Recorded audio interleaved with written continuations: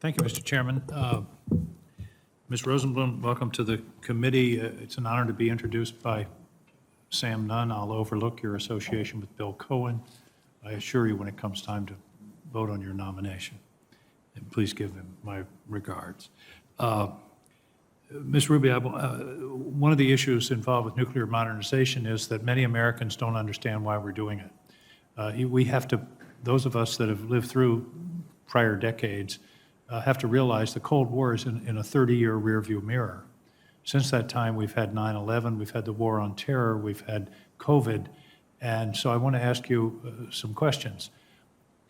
Our essential defense posture for the past 70 years has been deterrence of others' attacks on us. Is that not true? That is true, Senator.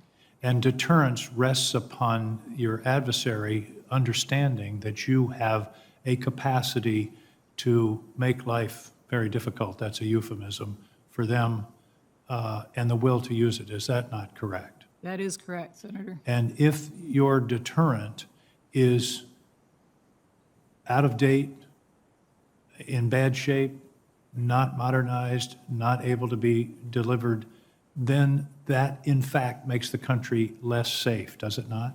That is correct, Senator.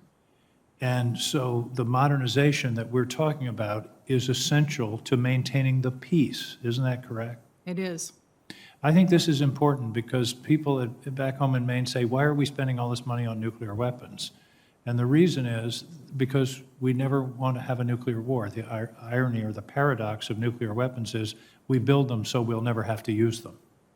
And that strategy has in fact worked for over 70 years. Is that correct? That's correct. Now, let me go to the specifics a bit. And I think the answer is contained in the conversation that we've already had. And I apologize for being cross-examining you in this way, but it's a way of getting through material in a shorter period of time. We're going to be going back into the business of making plutonium pits, which are necessary elements for a nuclear weapon.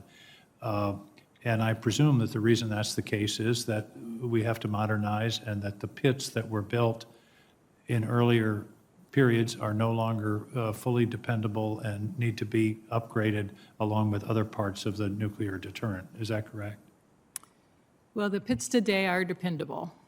The NNSA plan is to make sure that they can be replaced before they become not dependable.